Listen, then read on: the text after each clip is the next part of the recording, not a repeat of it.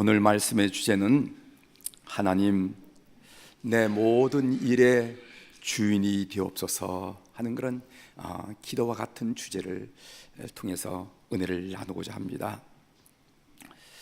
세계적 명성을 얻은 소설가 한강, 여러분 잘 아시죠? 이분의 단편 소설인 작별이 2018년 김유정 문학상 수상자로 선정되었습니다. 작별의 첫 문장은 이렇게 시작됩니다. 난처한 일이 그녀에게 생겼다. 벤치에 앉아 깜빡 졸았다가 일어나는데 그녀의 몸이 눈사람이 되어 있었다. 어떻게 사람이 눈사람이 된다는 말인지, 어떻게 추운 겨울 벤치에 앉아 잠이 들 수 있다는 말인지, 소설은 권고사직을 당한 그녀가 사람에서 사물, 눈사람으로 변해가는 현실을 그리고 있습니다. 여러분들이 잘 아는 독일의 사상가 마틴 부버는 나와 너라는 그런 책을 썼는데, 그 책에서 인간관계는 나와 너 또는 너와 나의 관계에만 하는데, 오늘 우리 시대는 부서진 인간관계로 말미암아 나와 그것과 나의 관계로 전락되고 말았다 하고 시대를 통렬히 고발한 것을 우리가 보게 됩니다. 인간은 너와 인격적으로 만날 때 인간이 됩니다. 그런데 인간이 사물화되고 있다는 것이죠. 눈사람으로 사물화된 그녀를 다시 사람으로 되돌려 놔야만 합니다. 그렇지만은 작가는 사물화된 인간을 고발할 뿐 그것으로 소설을 끝맺히는 것을 보게 됩니다. 누가 사물화된 인간을 사람으로 되돌려 놓을 수 있을까요? 참으로 중요한 질문이죠. 누가 비인간화된 우리를, 누가 비인간화된 이 사회를 되돌려 놓을 수 있을까? 그것은 하나님밖에 없다고 믿습니다. 사무엘상하를 묵상하는 것으로 새해를 엽니다. 사무엘상하는 사사시대에 잊어버린 하나님을 되찾는 내용이 사무엘상하의 내용입니다. 사무엘상하를 설교해야 한 이유를 좀 더 구체적으로 들려고 한다면, 하나님의 마음에 합한 다윗을 만나고 싶어서였기 때문에 그렇습니다. 올해 우리 교회의 표어는 하나님의 마음을 시원하게 하는 선교지향적인 교회입니다. 하나님의 마음을 헤아릴 줄 아는 성숙한 그리스도인들에게를 주의 이름으로 부탁드립니다. 우리가 자녀를 키우지만은 아이들이 어릴 때는 부모의 마음을 모르잖아요. 근데 이 아이들이 이제 결혼을 하면은 부모님의 마음을 알아서 부모님이 특별한 말씀을 하지 않아도 부모의 마음을 헤아리는 것처럼, 그런 성숙한 그리스도인들에게를 주의 이름으로 부탁드립니다. 한 걸음 더 나아가서 하나님의 마음을 시원하게 할 줄 아는 멋진 그리스도인들이 다 되기를 주의 이름으로 축복합니다. 사무엘상 1장의 주인공은 엘가나도 아니고 사무엘도 아닙니다. 사무엘상 1장의 주인공은 한나라는 여성입니다. 사무엘상이 한 여성으로부터 시작된다는 것은 이야기 전개상 불가피하다는 것 이상으로 우리에게 주는 의미가 있습니다. 오늘은 이 한나라는 여성에게 집중하고자 합니다. 한나의 삶을 통해서 몇 가지 신앙적인 교훈을 나누고자 합니다. 먼저 한나는 문제가 바로 자기 자신에게 있음을 알았던 여성이었어요. 문제가 내 자신에게 있다는 것입니다. 오늘 본문의 주인공인 한나는 고통스러워합니다. 그 고통의 원인 중에 하나님의 저주를 받은 여인이라 하는 사람들의 정죄가 있을 수 있습니다. 오늘 5절의 말씀 우리가 읽지는 않았지만 오늘 사무엘상 1장 전체를 우리가 읽어보려고 같이 그 내용을 중심으로 설교를 나누려고 하는데, 길으니까 제가 마지막 부분을 우리가 읽었습니다. 우리 5절 말씀 한번 여러분 같이 살펴보도록 하겠습니다. 한나에게는 시작. 한나에게는 갑절을 주니 이는 그를 사랑함이라. 그러나 여호와께서 그에게 임신하지 못하게 하시니. 그러나 여호와께서 그에게 임신하지 못하게 하시니. 제가 이집트에서 사역할 때 코트라 직원의 부인이 유산한 적이 있습니다. 두 번째 유산이었습니다. 임신한 지 4개월 만에 겪은 일이었습니다. 그 일로 두뇌가 얼마나 고통스러워했는지 모릅니다. 남들은 또 임신하면 될걸, 젊은 사람인데 또 임신하면 되지 뭘, 이렇게 생각할지 모르지만 당사자는 그렇지 않았습니다. 예배를 드리는데 두뇌가 얼마나 펑펑 울던지 눈에 충혈이 됐어요. 저는 사무엘상 1장의 말씀을 증거하면서 두뇌를 위로했습니다. 그 후로 아들, 형제를 하나님이 주셔서 지금 대학생으로 공부를 하고 있습니다. 주위에 자식을 낳지 못하는 자매들에 대한 자상한 배려가 있어야 될 줄 믿습니다. 왜냐하면 그들은 자식 내기를 한 사람이 상상조차 할 수 없는 가슴 아래를 하고 있기 때문에 그들은 위로를 받아야 된다, 그런 말씀을 드리는 것입니다. 그런데 이스라엘 사회에서 아들을 낳지 못한다는 것은 단순히 자식이 없다는 것 그 이상의 의미를 가집니다. 아들을 낳을 수 없다는 것은 하나님의 저주라는 것이지요. 따라서 사람들은 한나를 볼 때마다 이렇게 수군거렸는지도 몰라요.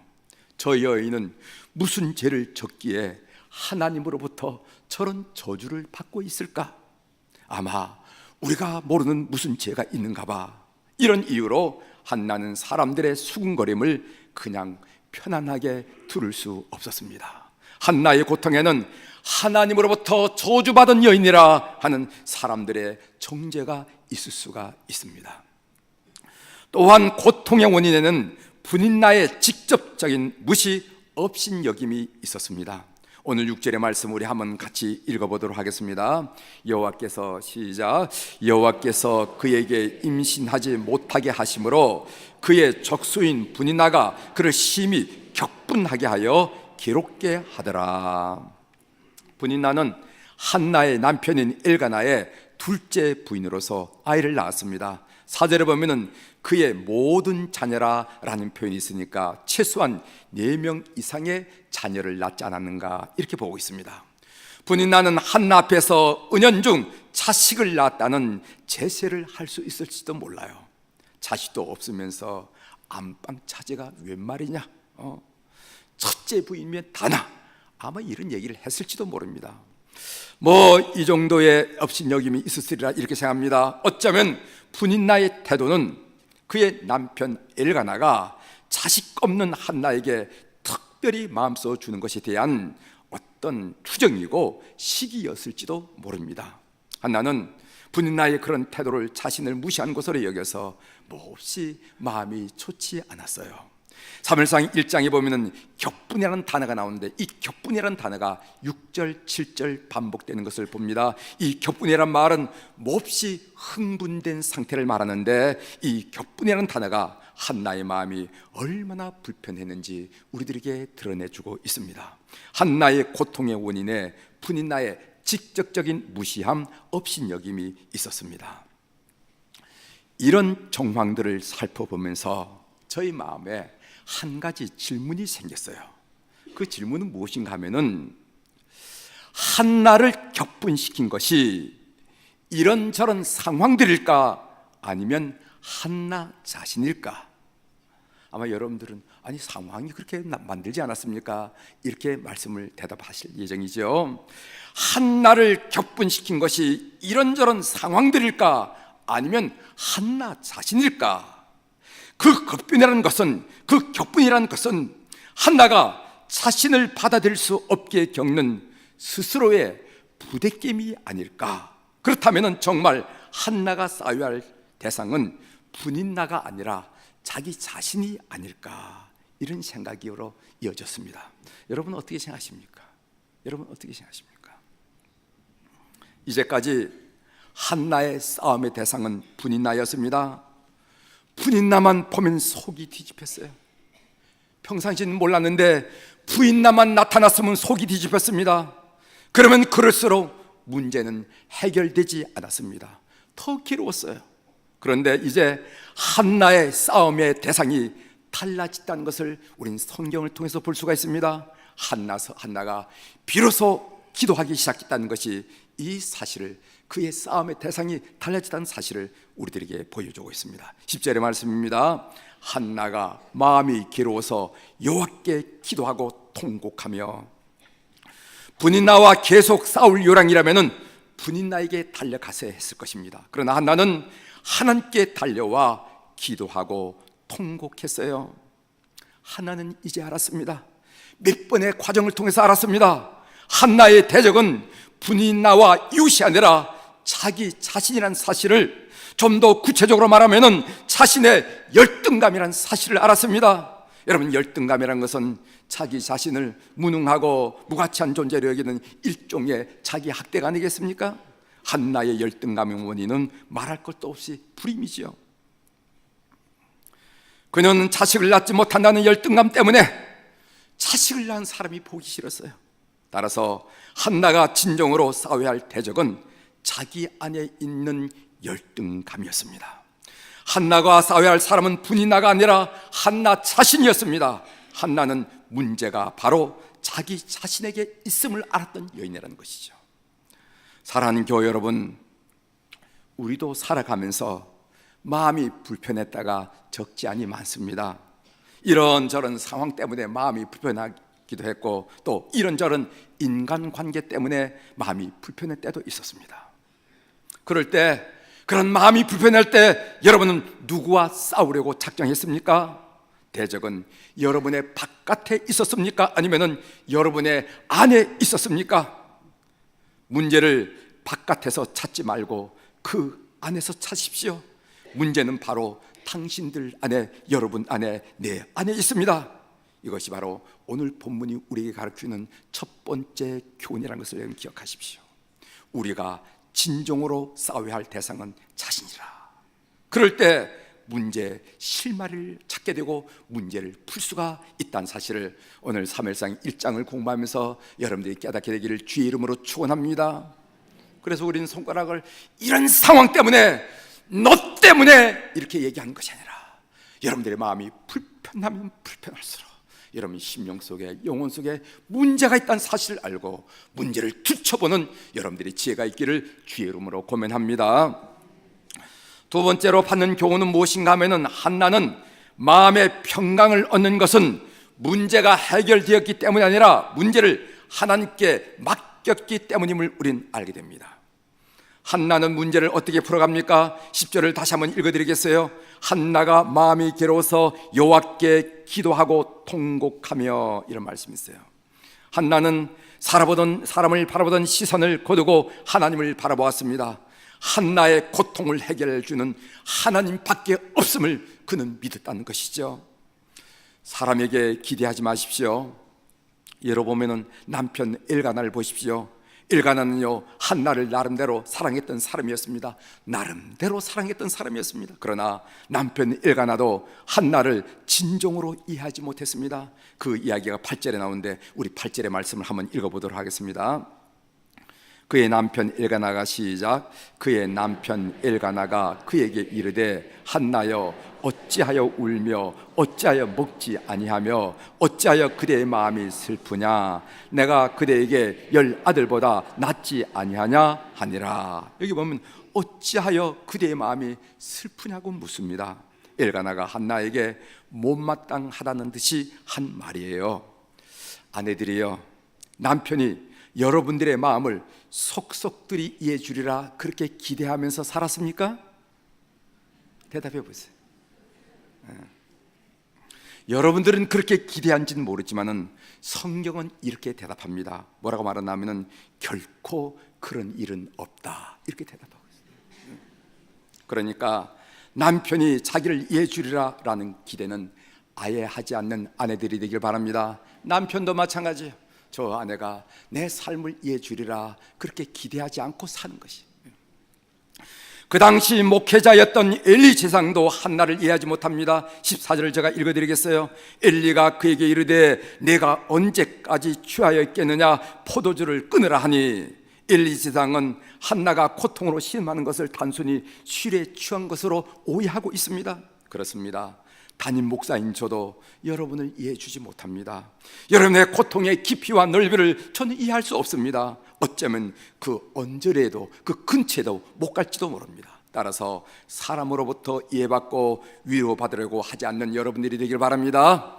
사람으로부터 위로받아야지, 남자로부터 위로받아야지, 여자로부터 위로받아야지, 목회자들로부터 위로받아야지, 이런 생각을 하지 말라는 거죠.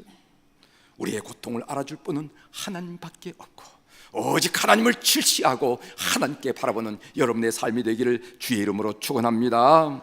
하나님께 호소하십시오. 그것이 최선의 길입니다.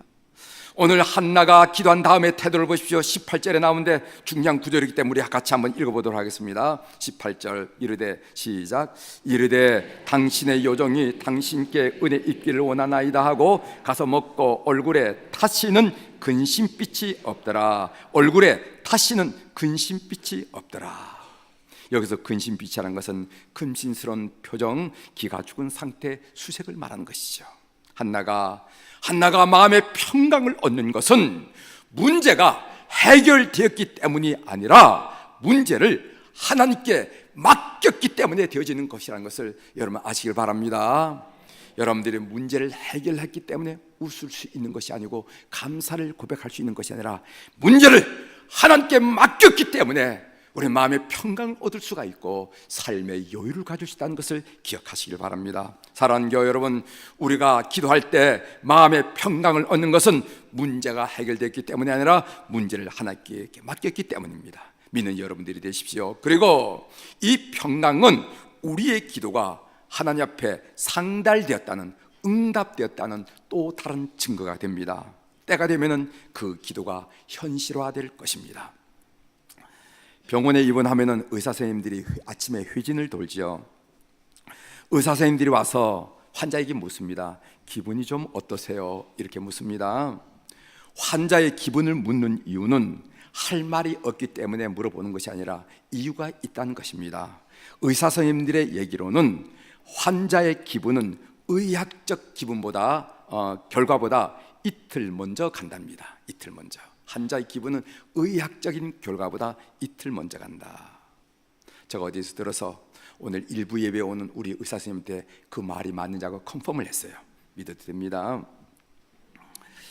환자의 기분이 좋아지면은 이틀 후에 체온이 정상으로 되고 혈압이 떨어지거나 엑스레이 상에 좋은 결과를 나타낸다는 것이죠. 기도도 마찬가지예요. 우리가 두려움과 초종과 불안과 염려가 사라지고 비로소 내 마음속에 평강이 심어질 수 있어요. 목사님 이상해요, 문제는 해결되지 않는데 마음이 편안해요, 이런 얘기를 많이 듣는데 이렇게 마음이 평강이 오면 틀림없이 그 기도는 현실화된다는 것을 믿는 여러분들이 되시길 바랍니다. 이것이 바울 사도가 우리에게 가르쳐준 말씀이에요.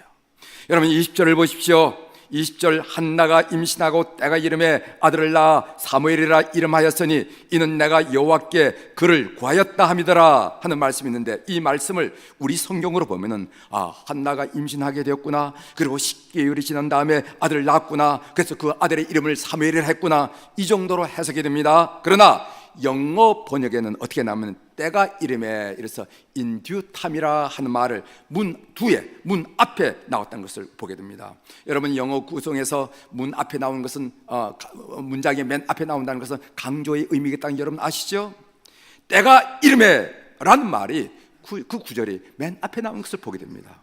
때를 강조했다는 것이죠. 하나님이 우리의 기도에 응답하시는 때가 있다는 것입니다. In due time, 때가 이름에. 그 하나님의 때야말로 우리에게 가장 좋은 때이고 가장 적당한 순간임을 믿는 여러분들이 되기를 주의 이름으로 축원합니다. 세 번째로 이 한나가 우리에게 주는 교훈이 뭐냐면은, 한나는 최고의 자녀 교육은 자녀를 하나님께 맡겨드린 것이다, 이것을 알았던 여성이에요. 우리 28절을 한번 읽어보도록 하겠습니다. 그러므로 같이 읽겠습니다. 그러므로 나도 그를 여호와께 드리되 그의 평생을 여호와께 드리나이다 하고 그가 거기서 여호와께 경배하니라. 물론 이 말씀은 그 한나가 그 사무엘을 하나님께 나신으로 드리겠다 서약한 내용입니다. 이 본문을 우리가 읽을 때 한나는 어떻게 얻은 아들인데 하나님께 드린다고 했을까? 너무 좋아서 흥분한 나머지 말이 막 나갔을까? 아들을 하나님께 맡겨야 하는 것인가, 아니면 부모가 붙들고 키워야 하는 것인가, 어떻게 하는 것이 아이를 잘 기르는 것인가, 이런 생각들이 떠오르게 됩니다. 우리 주변에 많은 부모들이 자식에게 올인합니다. 올인. 여러분, 실화를 바탕으로 썼다는 드라마 스카이캐슬 여러분 보셨죠? 스카이캐슬, 뭐 우리 동네 얘기 같은 느낌이 안 들었어요? 네. 유치원에 다닐 때는 내 자식이 천재인 줄 알아요. 대부분 그렇게 생각합니다. 자식에 대한 꿈이 풍선처럼 부풀어 오르죠. 그러다가 초등학교 진학하고 중학교 진학하고 고등학교 진학하면은, 그러면서 상급 학교를 진학하면서 쟤는 왜 저럴까? 쟤는 왜 저럴까? 받아들이지 못한 분들이 많이 계세요. 어머니 기도회 때 가장 자주 말씀드린 내용이 있습니다. 제가 무슨 말씀을 자주 말씀드리냐면은, 위대한 조각가는 길가에 놔둔 구는 나무 둥글로도 다듬고 매만져서 훌륭한 조각품을 만든다는 것이죠. 위대한 조각가이신 하나님, 그 하나님이 우리의 자녀를 붙드시기만 한다면은 우리의 자녀들은 위대한 작품으로 만들어질 것이다 믿습니다. 우리가 이 믿음으로 기도하는 거예요. 이 믿음으로 기도하는 거예요. 뭐 학교 선생님이 뭐라고 하든, 뭐 학원 선생님이 뭐라고 하든, 그의 친구들이 뭐라고, 그건 그들의 얘기고, 하나님이 우리 자녀들을 붙들어 세우신다면요, 위대한 인생으로, 위대한 조각품으로 만들어낼 줄 믿기 때문에 우리가 하나님께 기도하는 것이 아니겠습니까? 사랑하는 우리 학부모 여러분들, 자녀들을 하나님께 올려드린 여러분들이 되시기를 주의 이름으로 축원합니다. 그리고 자녀에 대해서 자유하십시오. 자녀들의 등수가 올라가면 세상을 다 얻은 것처럼 좋아하고, 등수가 떨어지면 맥이 다 풀려서 금방 죽을 듯한 표정을 짓지 말고 하나님께 올려드리는 여러분들이 되기를 주의 이름으로 축원합니다. 여러분들의 자녀는 하나님이 것이기 때문에 여러분들이 고민한 것 이상으로 하나님이 고민한다는 사실을 신뢰하고 하나님께 맡기는 여러분들이 되기를 바랍니다. 하나님이 그 아이를 어떻게 역사할지 아무도 모릅니다. 한나의 기도, 그를 여호와께 드리나이다 라는 것은 모든 부모들이 자녀를 위해 드려야 할 말, 진정한 기도라고 저는 믿습니다. 이제 말씀을 정리하겠습니다. 사무엘서가 한나라는 여성의 이야기로 시작됐다는 사실에 특별한 의미가 있다는 것이죠. 한나라는 여성 이야기가 우리에게 주는 교훈을 살펴봤습니다. 먼저 문제가 바로 내 자신에게 있다는 사실을 여러분 신앙생활하면서 계속 뒤누이고 판단하는 여러분 되시길 바랍니다. 남편에게 있는 것도 아니고, 아들에게 있는 것도 아니고, 며느리에게 있는 것도 아니고, 이웃에게 있는 것도 아니고, 권사님에게도 있는 것도 아니에요. 바로 내 자신에게 문제가 있다는 겁니다. 두 번째로, 마음의 평강을 우리가 누리는 것은 문제가 해결되었기 때문이 아니라 문제를 우리 하나님께 올려드렸기 때문에, 맡겨드렸기 때문에 얻으시는 마음의 상태라는 것을 기억하십시오. 세 번째로는, 최고의 자녀 교육은 여러분들이 자녀에 올인하는 것이 아니라 자녀를 하나님께 맡겨드릴 때라는 것을 기억하십시오. 그래서 한나가 여러분의 신앙생활에 큰 도전이 되기를 주의 이름으로 축원합니다. 하나님, 내 모든 일의 주인이 되옵소서. 이 간구가 한 해를 살아가는 여러분들의 진정한 기도의 제목이 되기를 주의 이름으로 축원합니다.